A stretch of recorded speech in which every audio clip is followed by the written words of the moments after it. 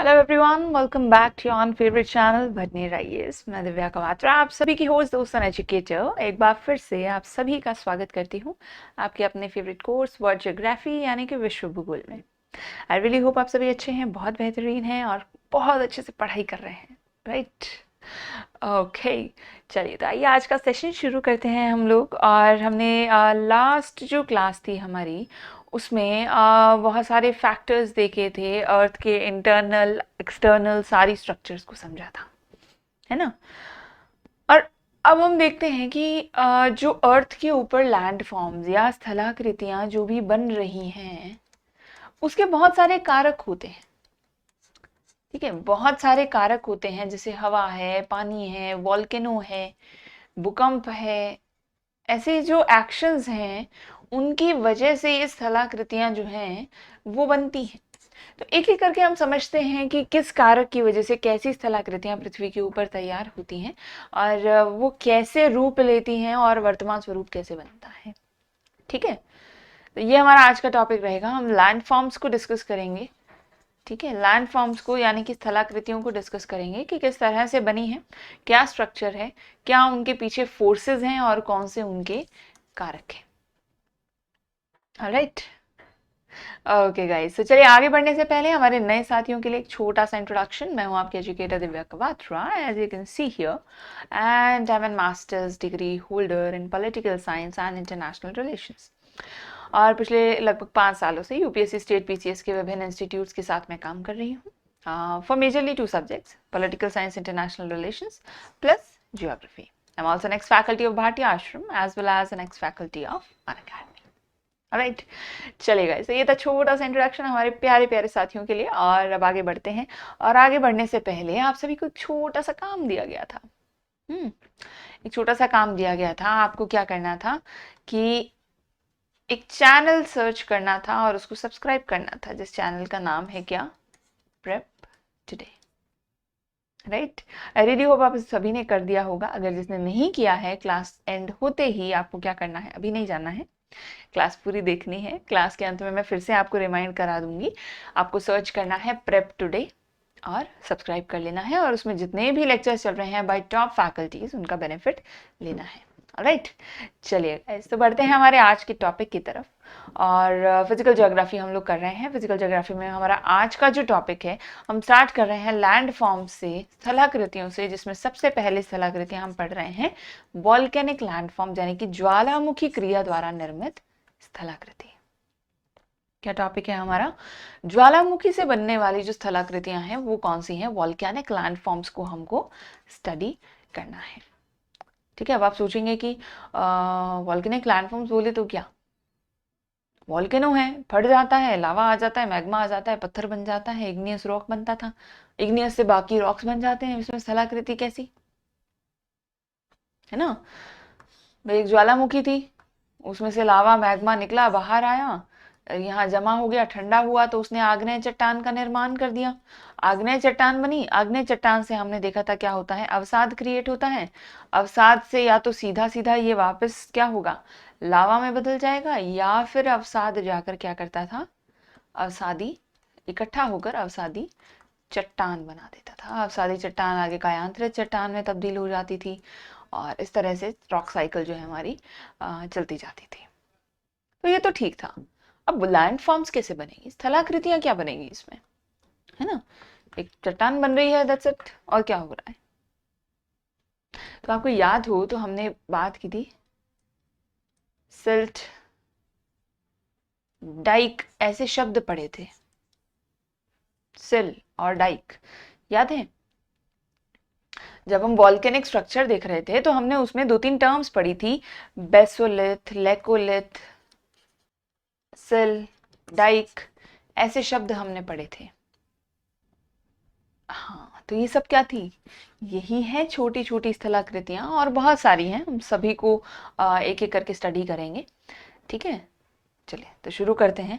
अब ज्वालामुखी की क्रिया के द्वारा जो स्थलाकृतियां निर्मित होती हैं वो कैसे होती हैं? तो कुछ ऐसा है कि ज्वालामुखी ऐसी क्रिया है जिसके अंदर पृथ्वी के अंदर से लेकर बाहर तक सब जगह चेंज आ जाता है ना? पृथ्वी के भीतर से तो गैस और लावा बनता है, वो पृथ्वी के अंदर ट्रैवल करता है, और वहां से ट्रैवल करने तक, बाहर प्रकट होने तक सारी जो क्रियाएं हैं वो पूरी क्या कहलाती है, ज्वालामुखी। और ये पूरे प्रोसेस में क्या होता है, गैसेस का इकट्ठा होना, लावा का बनना, लावा का हीट अप हो जाना, और लावा का ट्रैवल कर कर सरफेस तक आ जाना, भूपर्पटी तक आ जाना, हमारे लैंड जो है उस पर आ जाना, ये पूरा प्रोसेस है थ्रू आउट, जहां पर वो बहुत तरह की स्थलाकृतियां रास्ते में बनाता जाता है। तो कैसी स्थलाकृतियां बन रही है, ये थोड़ी सी नजर डालते हैं। ये ज्वालामुखी है, आपको मालूम है ज्वालामुखी कैसा होता है ना। हमारे घर में भी एक ज्वालामुखी होता है, अब किसी की पापा है तो किसी की मम्मा है ना। जब पता नहीं चलता है कब फट जाए और हमारे चार चार पड़ जाए, लेकिन ज्वालामुखी सब जगह होता है। चलो, तो सबसे पहली बात करते हैं केंद्रीय विस्फोटक द्वारा निर्मित जो स्थलाकृतियां होती हैं, बाह्य स्थलाकृतियां हैं, वो देखते हैं। ठीक है, सेंट्रली जब विस्फोट हो रहा है, एक पॉइंट से जब विस्फोट हो रहा है, तो बाह्य स्थलाकृतियां कैसी बनती हैं। ठीक है, सबसे पहला नाम इसमें हमारे पास है सिंडर कॉन। सबसे पहला पॉइंट क्या है हमारे पास, सिंडर कॉन। ठीक है, तो ये क्या है कि प्राय ज्वालामुखी धूल और राख से बना होता है। ठीक है, किससे बनता है सिंडर कॉन, मेनली धूल और राख का एक स्ट्रक्चर होता है, और ये बहुत कम ऊंचाई का रहता है। ठीक है, जैसे हम देखते हैं ना, हाइट्स इतनी बड़ी बड़ी होती है वॉल्केनो की, वो फटेगा, लेकिन कुछ वॉल्केनो ऐसे भी होते हैं, बस ऐसे इतने एरिया में फैले होते हैं, बिल्कुल छोटे से। ठीक है, तो ऊंचाई इसकी बहुत कम होती है। जैसे मैक्सिको के जो जोरालो है, सिंडर कोन का एग्जाम्पल है। फिलीपाइन का कैमिगुइन जो है वो भी इसका एग्जाम्पल है। ठीक है, तो ये क्या है, सिंडर कोन कैसा होता है, इमेज देखते हैं, थोड़ा सा हमको समझ में आएगा कि क्या क्या चीजें हैं। पहले इसके 3 टाइप मेजर हम पढ़ लेते हैं। ये सिंडर कोन है, कम ऊंचाई का है, ज्वालामुखी धूल और राख से बना हुआ है। फिर आता है कंपोजिट। कंपोजिट क्या होता है, लावा के जो तह के रूप में जमा होने से होता है। जब लावा क्या होता है, बाहर आकर एक सरफेस के जैसे जमा हो जाता है, तो वहां पर क्या है, कंपोजिट शंकु बनता है, कंपोजिट कोन बनता है। ठीक है, तो वर्ल्ड के जितने भी बड़े ज्वालामुखी हैं वो लगभग सारे कंपोजिट होते हैं। ठीक है, मैक्सिमम कंपोजिट होते हैं, जैसे फ्यूजियामा है, मेयोन है फिलीपींस का, शस्त्र है यूएसए का। ये सब किसके एग्जाम्पल है, फुजियामा हम जानते हैं जो बहुत ज्यादा विस्फोट होता रहता है, जिसमें हम नॉर्मली सुनते रहते हैं, है ना, बहुत हाइपर एक्टिव वॉल्केनो है ये, राइट। तो ये सब किसके एग्जाम्पल्स हैं, कंपोजिट। बड़े वॉल्केनोज जितने भी आपको याद आ रहे हैं, ऑलमोस्ट सभी कंपोजिट वॉल्केनोज होते हैं। ठीक है, तीसरा हमारे पास आता है परिपोषित शंकु। परिपोषित क्या होता है, मुख्य नदी के अलावा छोटी छोटी उपशाखाओं के द्वारा भी लावा का उद्गार चलता है इसमें। मतलब क्या होता है कि ये मेन जो है रास्ता है लावा के निकलने का। मोस्टली जो वॉल्केनोज होते हैं उसमें ऐसे लावा यहाँ बाहर आ जाएगा। ठीक है, इसी रास्ते से यहाँ बाहर आ जाएगा। लेकिन परिपोषित में क्या होता है, ये बीच में भी रास्ते ढूंढ ढूंढ कर ऐसे निकल जाता है, शाखाएं बना देता है। जैसे नदियों की ट्रिब्यूटरीज होती है ना, सहायक नदियां होती हैं, वैसे इसकी सहायक उपशाखाएं बन जाती हैं इस तरह की। यहां पर लावा ट्रैवल करता है। ये क्या होता है, परिपोषित शंकु। अब तीनों को एक बार एक साथ समझते हैं। ठीक है, ये कंपोजिट है, सिंडर है, ये शील्ड है यानी कि परिपोषित। ठीक है, अब सिंडर कौन सिंपल है, सीधा लावा फ्लो होगा। ठीक है, यहाँ पर ये जो बन रहा है, ये स्ट्रक्चर हमारी सिंडर बन रही है। ठीक है, ये जो आप एक मिरर लाइक स्ट्रक्चर देख रहे हैं, पाइप लाइक स्ट्रक्चर देख रहे हैं, ये क्या है, हमारा सिंडर। ठीक है, स्ट्रेट आया और बाहर, ये सिंडर कोन है सबसे पहला हमारा। शील्ड कोन क्या होता है, इसमें ये साइड पर धाराएं बनती हैं, यही मैक्सिमम फ्लो इसका लावा का हो जाता है। ठीक है, लेकिन जो कंपोजिट वॉल्केनो है, कंपोजिट वॉल्केनो में क्या होता है, सिंडर और लावा दोनों का निर्माण हो रहा है। ये जो शील्ड वॉल्केनो है, ये शील्ड का आप एक बार सेपरेट रखिएगा। लावा वॉल्केनो मैं आपको दिखाती हूँ।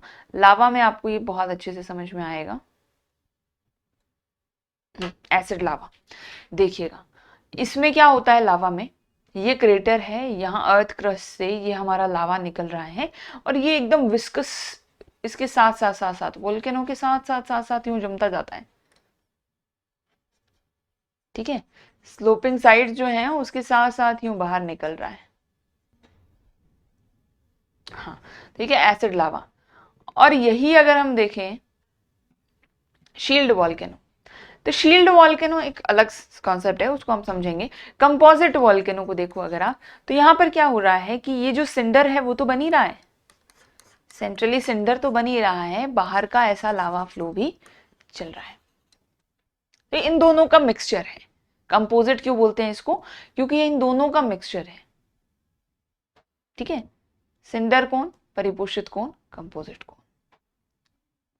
ठीक है, समझ में आया। या एसिड लावा शंकु। नेक्स्ट क्या है हमारे पास, एसिड लावा शंकु। तीनों का डिफरेंस समझिएगा, इमेज में डिफरेंस देखिएगा, आपको डिफरेंस क्लियर हो रहा होगा, समझ में आ रहा होगा, है ना। एग्जैक्टली तो ये जो डिफरेंस है इनके अंदर, सिंडर कोन, लावा कोन और कंपोजिट वॉल्केनो। ठीक है, तीनों को कंपेयर करने के लिए आपको दिखा रही हूं मैं, कंपैरिजन एक वो है। ठीक है, नेक्स्ट आता है हमारे पास एसिड लावा, देखा हमने एसिड लावा शंकु जो है। अब इसमें क्या होता है, सिलिका युक्त गाढ़ा गाढ़ा चिपचिपा लावा जो है वो बाहर आता है। तो ये क्या होता है कि बहुत ज्यादा दूर तक, क्योंकि ये स्टिकी है बहुत ज्यादा, तो ये बहुत दूर नहीं जाकर क्या करता है कि जैसे अब अगर आपने एक ग्लास भरा है पानी का और वो ओवरफ्लो हो गया है, ठीक है, वो ओवरफ्लो हो गया है, तो ओवरफ्लो होकर वो क्या करेगा, ग्लास के अंदर से पानी यूं बाहर निकलने लगेगा, बिल्कुल ग्लास के किनारे किनारे साथ साथ, है ना। ऐसा तो नहीं उछल कर बाहर जाने लगेगा बिकॉज ग्लास भर गया है, नहीं, आसपास ही गिरेगा। ऐसे ही इस वॉल्केनो का क्या होता है, बहुत थिकी जो लावा है, चिपचिपा लावा है, वो क्या करता है कि इस कोन के बिल्कुल किनारे किनारे किनारे किनारे ही चलता है। ठीक है, अब ये किनारे किनारे एकदम इसके साथ चिपक कर चल रहा है। दिस इज इसकी एक विशेषता है कि क्या होता है, ये ज्यादा दूर तक फैलता नहीं है, इसके आसपास ही यहाँ पर सीमित रहता है। ठीक है, ज्यादा दूर तक ना फैलकर आसपास ही सीमित रहता है। एसिड लावा शंकु समझ में आया, डन है। स्टीपली स्लोपिंग स्लाइस मतलब इसका साइज कैसा होगा, साइज बड़ा होगा क्योंकि ढाल है इसकी। अब ये ढाल के साथ ही तो आ रहा है, ढाल है तो मतलब बड़ा भी होता है। हाँ, तो तीव्र ढाल वाले शंकु। फिर आता है हमारे पास पैठिक लावा शंकु। पैठिक लावा शंकु क्या है, कम सिलिका युक्त पतले लावा से होता है। इसकी ऊंचाई भी थोड़ी कम होती है, कंपैरेटिवली इसकी ऊंचाई भी कम होगी, इसके लावा की थिकनेस भी कम होगी, लेकिन रहेगा वैसा ही। कैसा, बिल्कुल जो ढाल है उसके साथ साथ चलने वाला लावा। वो धीरे धीरे आता है क्योंकि थिकनेस ज्यादा है, ये तेजी से निकल जाता है क्योंकि थिकनेस कम है, बहुत पतला है। समझ रहे हो, दोनों एक जैसे हैं, बस इसमें एसिड लावा है जो बहुत ज्यादा थिक और विस्कस है, तो ये बहुत तेजी से नहीं चलता है, धीरे चलता है और ढाल के साथ चिपक कर चलता है। ये थोड़ा तेजी से फ्लो कर जाता है क्योंकि इसका लावा उतना ज्यादा थिक नहीं है, थोड़ा पतला है, कंपैरेटिवली पतला है, लेकिन ये दोनों एक ही कैटेगरी के हैं। इसकी ऊंचाई भी कम होती है, फटाक से निकल जाता है बाहर। नेक्स्ट आते हैं सिक्स्थ कॉन्सेप्ट पर, क्रेटर वॉल्केनो।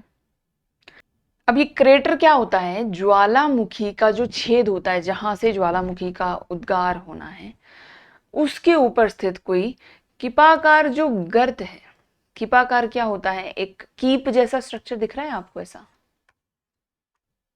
ऐसा स्ट्रक्चर देख पा रहे हो आप इस इमेज में, इमेजिन करने की कोशिश करो। तेल डालने वाली कीप होती है ना, आपने देखा होगा जो केरोसिन ऑयल के लिए रखी जाती है, ऐसी एक कीप देखी होगी जिसके अंदर पोर करते हैं ताकि साइड से गिरे नहीं, सामान सीधा जो है अंदर चला जाए, ऐसी एक कीप रखते हैं। समझ रहे हो, ये स्ट्रक्चर देख पा रहे हो इस कीप की। तो ऐसी कीपाकार गर्त को क्या कहते हैं हम, क्रेटर कहते हैं। ये जस्ट वॉल्केनो के ऊपर बना हुआ होता है। ठीक है, ये क्या है? क्रेटर। ज्वालामुखी के छिद्र के जस्ट ऊपर क्या होगा? ये कीपाकार गर्त बना हुआ होगा, चारों तरफ से तीव्र ढाल के साथ ही ऐसे सिचुएटेड होता है। हो सकता है लैंड हो, खाली हो, ऊपर पेड़ लगे हों, या हो सकता है पानी हो, लेक हो, कुछ भी हो सकता है। ऊपर का स्ट्रक्चर कुछ भी हो सकता है, शेप ये रहनी चाहिए और जस्ट ज्वालामुखी के ऊपर होना चाहिए, तो क्रेटर बन जाएगा। क्लियर है?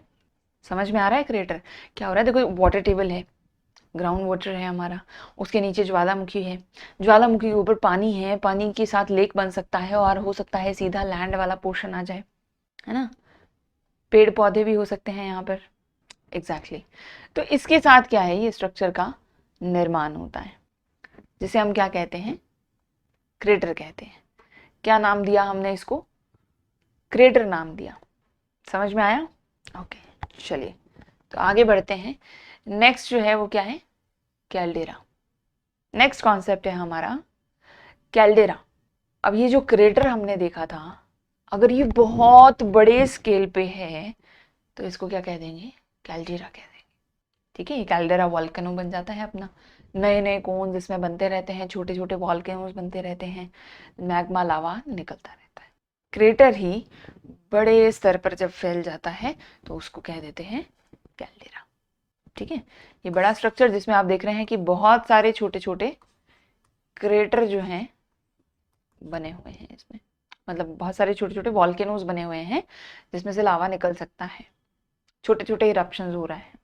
ठीक है, ओके ये क्या है? कैल्डेरा। तो अभी तक जो हमने देखी थी, अभी तक जो हम देख रहे थे, हमने 7 स्ट्रक्चर स्टडी करी। एक बार रिपीट करते हैं। केंद्रीय विस्फोटक से निर्मित होने वाली स्ट्रक्चर्स, टाइप 1 देख रहे थे हम। केंद्रीय विस्फोटक द्वारा, सेंटर से जो विस्फोट हो रहा है, हमने देखा लावा निकल रहा है, उससे द्वारा बनने वाली जो स्ट्रक्चर्स थी वो हमने देखी। बाह्य स्थलाकृतियां, जिसमें सबसे पहले हमने सिंडर कोन को स्टडी किया, कंपोजिट शंकु, परिपोषित शंकु, इस तरह के जो शंकु हैं उनको स्टडी किया। फिर एसिड लावा शंकु देखा, पैथिक लावा शंकु देखा, क्रेटर देखा, कैल्डेरा देखा। ठीक है, अब आते हैं हम सेकेंड टाइप ऑफ स्थलाकृतियों पर। ठीक है, फर्स्ट टाइप हमने कंप्लीट किया, सेकेंड टाइप पर आते हैं। सेकेंड टाइप में क्या होता है? दरारी उद्गार द्वारा निर्मित स्थलाकृतियां। ठीक है, वो तो केंद्रीय विस्फोटक थी, ये क्या है? दरारी उद्गार द्वारा निर्मित, यानी कि दरार पैदा हो रही है और उस दरार से उद्गार हो रहा है और उससे फिर कोई स्ट्रक्चर बन रही है। ठीक है, वहां से लावा निकल रहा है और फिर कोई स्ट्रक्चर बन रही है। इसमें पहला टाइप जो है हमारे पास वो क्या है? लावा पठार। ठीक है, लावा का पठार। मैं आपको 2 मिनट दे रही हूं, एक बार के लिए एक डायग्राम देखें आप। ठीक है, जैसे हमारा ये डायग्राम था ना, आपको याद है हमने देखा था महासागरीय भूपटल है, स्थल मंडल है, महाद्वीपीय भूपटल बना हुआ है, पूरा लेयर्स एकदम डिवाइडेड थी।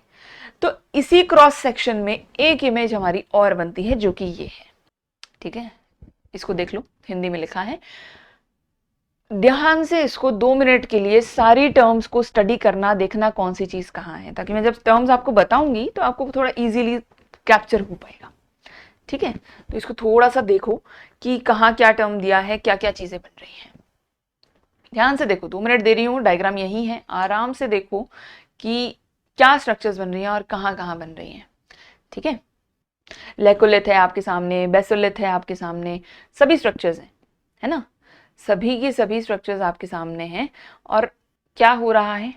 बाहर सुपर स्ट्रक्चर्स बन रही है ना, ये बन रहा है, ये भी बन रहा है, ये सभी चीज़ों का निर्माण हो रहा है। कैसे हो रहा है वो हम समझेंगे, आप बस एक बार नाम समझ लो, स्ट्रक्चर्स देख लो। ठीक है, आराम से देख लो, आराम से। ठीक है, समझ में आ रहा है क्या हो रहा है? स्ट्रक्चर समझ पा रहे हो? लावा निकल रहा है, बाहर आ रहा है, कहीं पर कैसी स्ट्रक्चर बन रही है, कहीं पर कैसी स्ट्रक्चर बन रही है, समझ पा रहे हो? चलो, तो एक एक करके स्ट्रक्चर्स को समझते हैं आराम से और देखते हैं कि ये कैसे बन रही हैं, क्या क्या स्ट्रक्चर्स का निर्माण हो रहा है। इंग्लिश वालों के लिए भी थोड़ा सा थोड़ी देर दिखा देती हूँ मैं, वैसे मोस्टली हिंदी का ही कंटेंट है, लेकिन फिर भी अगर कोई इंग्लिश में टर्म्स देखना चाहें देख लीजिए। चलो, डन है? ओके, तो बात करते हैं एक एक करके इन सभी स्ट्रक्चर्स पर। सबसे पहली स्ट्रक्चर है हमारे पास लावा पठार। ठीक है, सबसे पहली स्ट्रक्चर क्या है हमारे पास? लावा पठार। अब क्या होता है, दरारी उद्गार से निकले बेसाल्ट लावा के जमा होने से एक पठार बनता है जो लावा पठार कहलाता है, जैसे हमारा डेक्कन का पठार है, कोलंबिया का पठार है। क्या हो रहा है, बाहर लावा आया, उसने क्या किया, ऐसा ठोस एक स्ट्रक्चर बना लिया। ठीक है, अब वो फ्लैट होना जरूरी नहीं है क्योंकि हवा और पानी का एक्शन उसको फ्लैट बाद में कर देगा, लेकिन प्लेट्यू लाइक होना चाहिए। ऐसा भी नहीं होना चाहिए कि पहाड़ बन जाए, पर्वत बन जाए, है ना। थोड़ा सा ऐसा ऐसा होगा तो यहां से ये समतल कर दिया जाएगा और पठार बन जाएगा।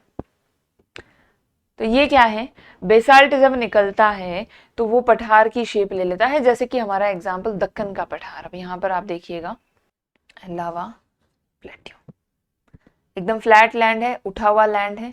ठीक है, ये हमारा लावा पठार है, बाढ़ वृत्त ज्वालामुखी से बना हुआ। समझ में आया। मैग्मा निकलकर जब ऐसी शेप लेगा, पठार आपको मालूम है, पठार ये जैसी शेप जो अगर ले लेगा तो वो बन जाएगा पठार।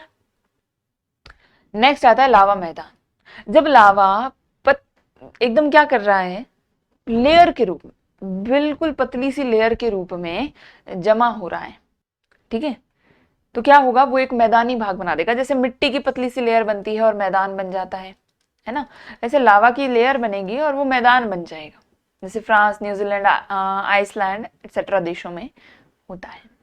ठीक है, उठेगा तो पठार, अगर ऐसे फ्लैट रहेगा तो मैदान। ठीक है, चलो, मैदान में देखने जैसा कुछ नहीं है, जहां पर भी आपको फ्लैट लैंड दिख रही है, लावा तो सब जगह निकल ही रहा है, तो ये लावा फ्लो होने की वजह से यहाँ जो फ्लैट लैंड बन जाएगी ये मैदानी भाग बन जाएगा। ठीक है, चलो, तो ये लावा मैदान। और ज्वालामुखी क्रिया द्वारा जो बहुत सारे जो स्थल रूप होते हैं उनका प्रदर्शन होता है। अभ्यंतरिक स्थलाकृतियों के अंतर्गत बेथोलिथ, लेकोलिथ, फेकोलिथ, लेपोलिथ, सिल, डाइक, स्टॉक एटसेट्रा एटसेट्रा बहुत सारी स्ट्रक्चर्स बनती हैं। ठीक है, ये तो मेजर थी प्लेट्यू और प्लेन्स का बनना, but other than that also बहुत सारी छोटी छोटी चीजें बनती हैं। ठीक है, अब इनको समझते हैं। देखो यहाँ पर क्या था, ये है बेथोलिथ, ये हमने कल स्टडी किया था। ठीक है, इसको कहते हैं महास्कंद। क्या कहते हैं इसको, महास्कंद कहते हैं। ये महास्कंद है। अब महास्कंद में से थोड़ा सा स्कंद निकलकर क्या है, ऊपर जा रहा है। अब ये ऊपर तो गया पर बाहर तक नहीं जा पाया। ठीक है, ऊपर तो गया ये, लेकिन बाहर तक नहीं जा पाया, यहीं अटक गया बेचारा।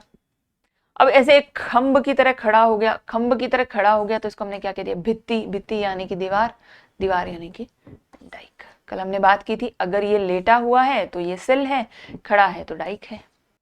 सही है, अगर क्या है, इसने ऐसी हॉरिजॉन्टल स्ट्रक्चर ले रखी है तो ये सिल है, अगर वर्टिकल लंबवत स्ट्रक्चर ले रखी है तो ये क्या बन गया था, डाइक यानी कि भित्ति। ये सिल है, ये डाइक है। और अगर हमने बात की थी बेसोलिथ ही, थोड़ा आगे बढ़कर क्या है, एक नया स्टोरेज बना ले लावा का।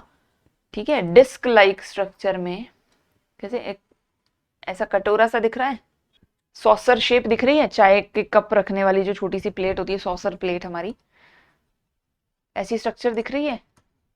ये जो सॉसर प्लेट लाइक स्ट्रक्चर जब बना लेता है तो ये क्या बन जाता है, लेकोलिथ। बेसोलिथ, बेसोलिथ ऊपर जाकर इकट्ठा होता है, क्या बनता है, लेकोलिथ। यहां तक क्लियर है।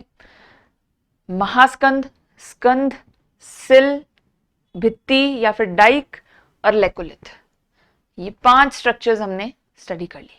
ठीक है, अब ये जो ज्वालामुखी का लावा जो है जहां से निकल रहा है, इसको हम कहते हैं ज्वालामुखी नलिका। पाइपलाइन जो होती है ज्वालामुखी की, वोल्केनिक कंड्यूट इसको कहा जाता है। ठीक है, अब क्या हो रहा है, इस नलिका से ये बाहर जाएगा। इस नलिका से, ये मिश्रित वॉल्केनो है, जैसे आप देख सकते हैं चारों तरफ धारियां भी निकल रही हैं उसके, और ऊपर लावा भी निकल रहा है। तो ये मिश्रित वॉल्केनो है, एक मिश्रित ज्वालामुखी कंपोजिट वॉल्केनो है, जो कि जब यहाँ से लावा निकल रहा है तो ये बाहर फैल रहा है। इसको कहते हैं ज्वालामुखी नलिका से निकलकर ये बाहर आ गया है, ज्वालामुखी फ्लो कहते हैं इसको, नलिका नहीं, फ्लो कहते हैं, बहाव कहते हैं। ठीक है, लावा का फ्लो, ये फ्लो करके यहाँ पर मैदानी भाग बना देगा। अब अगर ये विस्फोट बहुत तेज होता है तो ये क्या करेगा, छोटी छोटी स्ट्रक्चर्स और बनाएगा। ठीक है, अगर ये विस्फोट इकट्ठा हो जाता है यहाँ पर एक छोटे से रूप में, ठीक है, यहाँ पर आप देख रहे हैं लावा मेसा, बहुत छोटा सा है। मेसा का ही बड़ा रूप क्या होता है, पठार होता है। ठीक है, ये थोड़ा सा उठा हुआ है और छोटा है। अगर ये वहां जाकर इकट्ठा हो जाता है, इसको हम लावा मेसा कहते हैं। जब ये थोड़ा सा संकुचित होकर फैल जाता है, तब हम इसको क्या कहते हैं, पठारी भाग कहते हैं। ठीक है, अब हमने एक देखा था वॉल्केनो सिंडर कोन, है ना, सिंडर शंकु देखा था हमने, कुछ नहीं था, वॉल्केनो सादा सा और एक ऊपर स्ट्रक्चर जहां से लावा निकल रहा है, बिल्कुल सिंपल, सबसे सिंपल। वॉल्केनो के नाम पर जो आपके दिमाग में चीज आती है ना, कि लावा अंदर से आ रहा है और बाहर निकल रहा है, जो simplest of the simple form आपके दिमाग में आ रही है, वही है सिंडर शंकु, सिंडर कोन। यहाँ देखो, छिद्र है, थोड़ा सा उठा हुआ भाग है, उसका छिद्र है, उसमें से लावा निकल रहा है। क्योंकि नीचे लावा है तो वो हर जगह से पुश करके निकलने की कोशिश करेगा, जहां उसको रास्ता मिल जाएगा वहां वॉल्केनो का निर्माण हो जाएगा। क्योंकि जो बेसाल्ट निकलता है वो पूरी भूमि को यूं उठा देता है अपनी हीट और प्रेशर की वजह से, वो भूमि उठेगी, उसमें से लावा निकलेगा, वॉल्केनो का निर्माण हो जाएगा, सिंडर शंकु बन गया। ठीक है, यही शंकु जब क्या होता है, भस्म होने की कगार पर आ जाता है, तो ये ऐसे इतने बड़े रूप में फैल जाता है, क्योंकि इसके आसपास के जो क्षेत्र होते हैं उसके चिथड़े उड़ जाते हैं सारे, है ना, तो ये एकदम ऐसे इतना चौड़ा और ऐसा हो जाता है, जो कि ऐसा था, इससे इस रूप में आ जाता है। ये क्या है, ज्वालामुखी डोम, गुंबद समझते हो, ऐसा होता है ना गुंबद, आर्किटेक्चर में पढ़ते हैं हम गुंबद, हिस्ट्री पढ़ते हो जब गुंबद पढ़ते होगे, मंदिरों के ऊपर, गुरुद्वारों के ऊपर ऐसा एक स्ट्रक्चर बना होता है, उसको गुंबद कहते हैं हम। ये ऐसा सही कुछ है, ज्वालामुखी का भी डोम है, गुंबद है, जिसको हम ऐश कोन कहते हैं, वॉल्केनिक डोम, क्योंकि ये क्या है, अब भस्म हो चुका है, इससे सिर्फ ऐश धुआं निकलता है। ये क्या है, भस्म हो चुका है, जिसकी वजह से यहाँ पर सिर्फ ऐश धुआं, ऐसे फालतू एलिमेंट्स निकलते हैं, तो इसको कहते हैं हम ऐश कोन। लेकिन है वॉल्केनिक, क्योंकि वॉल्केनिक डोम है, लावा से बना हुआ है ना, समझ में आया। नेक्स्ट स्ट्रक्चर पर आते हैं, ये हमने पढ़ लिया भस्म शंकु, ठीक है, ऐश कोन।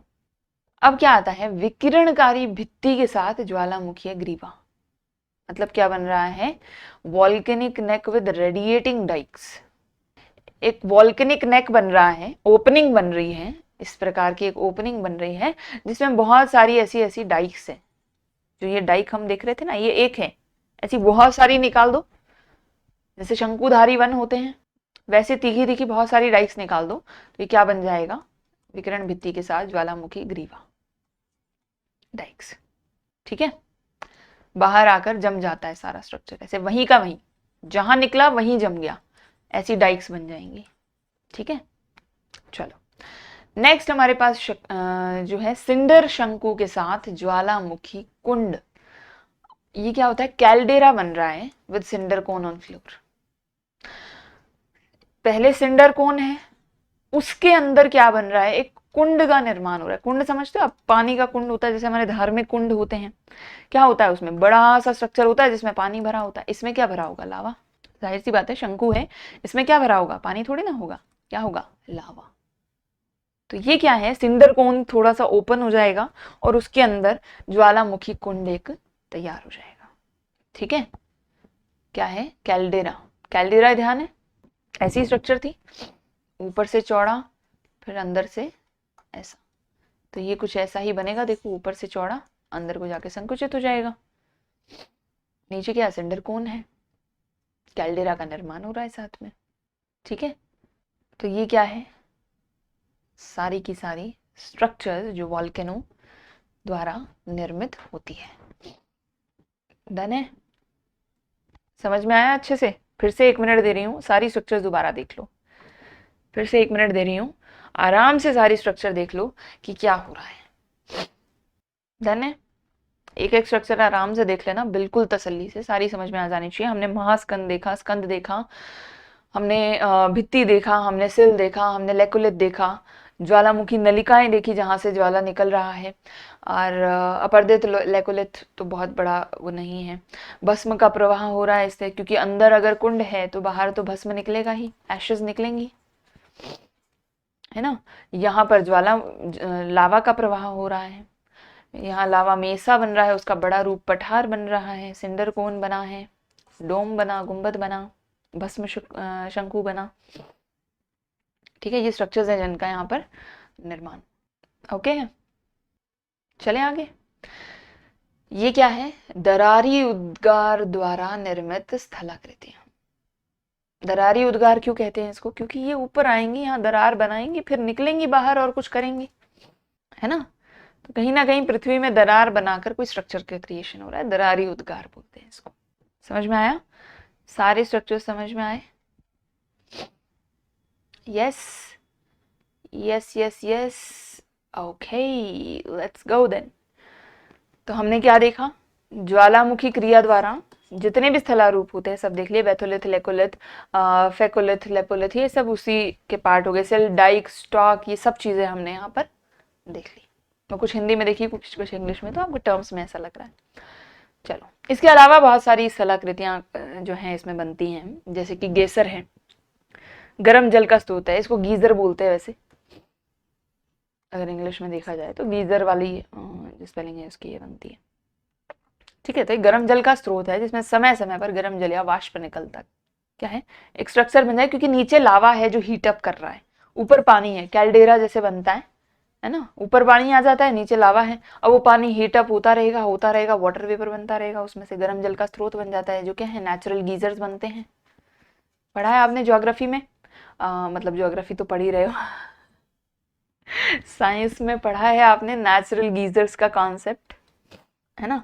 नहीं भी पढ़ा हो तो अभी समझ लो, ये नेचुरल गीजर्स होते हैं, नीचे लावा है जो हीट अप हो चुका है, अब नीचे से लौ दोगे आप, हीट दोगे तो पानी तो गर्म हो जाएगा ना, अब ये पानी गर्म हो जाता है, अब नेचुरली इतना गर्म हो जाता है कि गीजर जैसा पानी लगता है, ये भाप उड़ने लगती है इसे, इतना गर्म हो जाता है, तो इनको हम क्या कहते हैं? गीजर कहते हैं, ठीक है। तो ये क्या है? अंतर्जनित बल जो है उससे बहुत सारी स्थलाकृतियों का निर्माण हो रहा है, वॉल्केनो जिसका एक टाइप देखा हमने, ठीक है। अब स्थलाकृतियां और उनके विकास को अगर हम समझें कि किस तरह से ये स्थलाकृतियां हो रही हैं, बन रही हैं और कैसे उनका विकास हो रहा है, तो बहुत सारी भू आकृतियां बनती हैं, भूपरिदृश्य बनते हैं, ठीक है।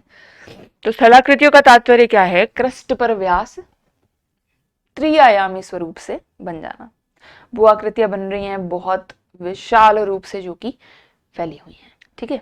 तो भू आकृति और भू परिदृश्य समझना। भू परिदृश्य क्या होता है?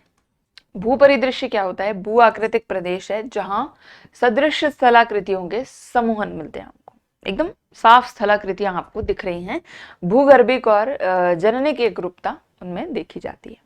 लेकिन भू आकृतियां क्या है? पर्वत, घाटी, नदी तंत्रों के रूप में भू परिदृश्य में चलती है।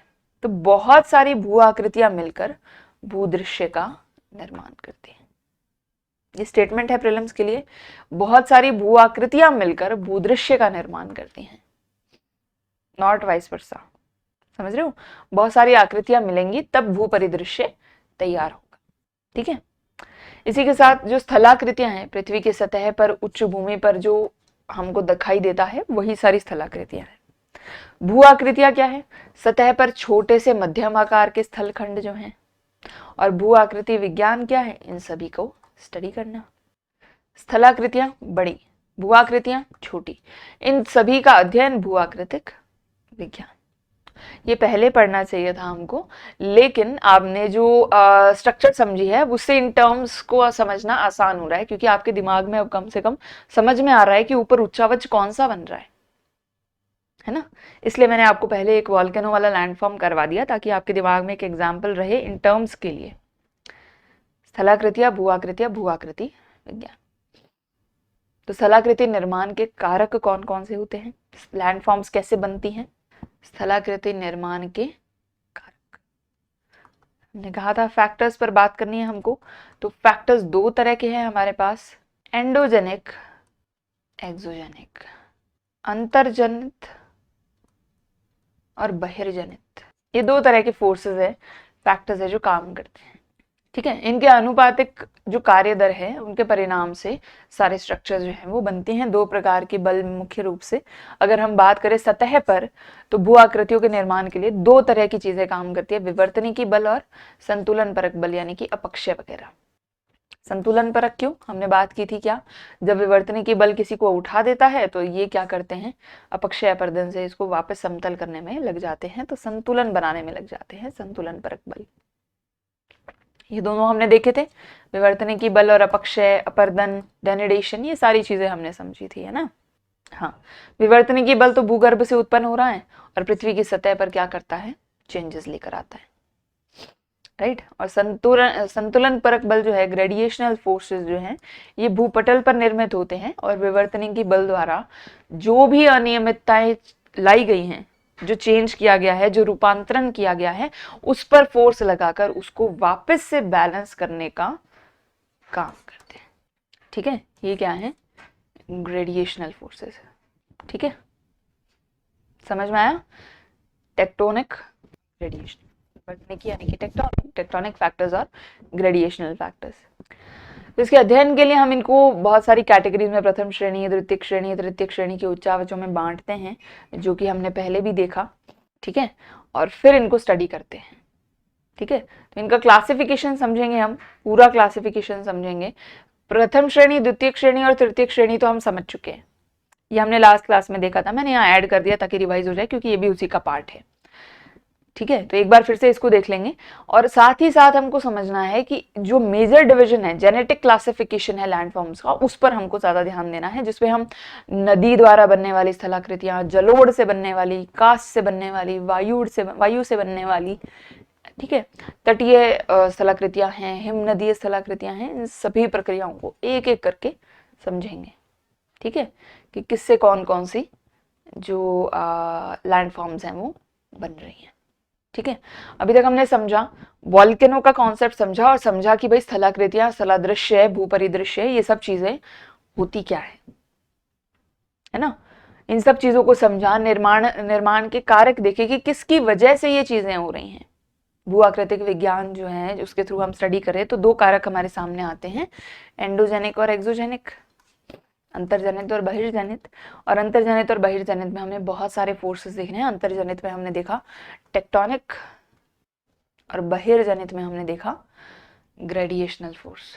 हाँ, अब इसमें भी टेक्टोनिक में, अंतर्जनित में हम वॉल्केनो, अर्थक्वेक, ये सारे एरप्शंस हैं जो देख सकते हैं। बहिर्जनित में भी एक एक एक्शन है, हवा है, पानी है, ठीक है, एक कॉन्सेप्ट बता रही थी, हवा है, पानी है, ग्रेडिएशनल फोर्सेस, बाहर के फोर्सेस बहुत सारे लगते हैं, ठीक है, टेम्परेचर लग रहा है, प्रेशर लग रहा है, ओके। तो इससे फ्लूवियल लैंडफॉर्म्स बनते हैं, तट पर अलग बनते हैं, पानी से अलग बनते हैं, ठीक है, और जो हवा के एक्शन से अलग जो स्ट्रक्चर्स है वो बनती हैं, अपर्दन होने से अलग बनती हैं, अपक्षय होने से अलग बनती हैं। तो ये सारी जो स्ट्रक्चर्स हैं, एक एक करके हम इनके एक्शंस के थ्रू स्टडी करेंगे कि पानी से क्या बन रहा है, हवा से क्या बन रहा है, गैसेस से क्या बन रहा है, ये सारी चीज़ों को हमको देखना है, ठीक है। लेकिन ये हम करेंगे नेक्स्ट क्लास में। अभी के लिए इतना ही बेसिक, इसको रिवाइज अच्छे से कर लेना ताकि आगे का पोर्शन जो है आपको बहुत अच्छे से समझ में आ जाए, ठीक है। चलिए, तो आज के लिए इतना ही। आज की क्लास में हमारे साथ जुड़ने के लिए बहुत बहुत धन्यवाद आप सभी का। और एक बार फिर से आप सभी को याद दिला दूँ, आपको क्या करना है, क्लास एंड होते ही सर्च करना है प्रेप टुडे चैनल, और इसको कर देना है सब्सक्राइब और शेयर, ठीक है। सब्सक्राइब और शेयर कर देना है जल्दी से जल्दी, ताकि आप और आपके साथ साथ बाकी के सभी लोग भी इसका बेनिफिट उठा सकें, ठीक है, ज़रूर कर देंगे ये। और अभी के लिए हम इजाज़त लेते हैं आप सभी से, बहुत बहुत शुक्रिया। नेक्स्ट क्लास में फिर से मुलाकात होगी लैंडफॉर्म्स की आगे के टॉपिक्स के साथ, ठीक है। तब तक के लिए take care, have a good day.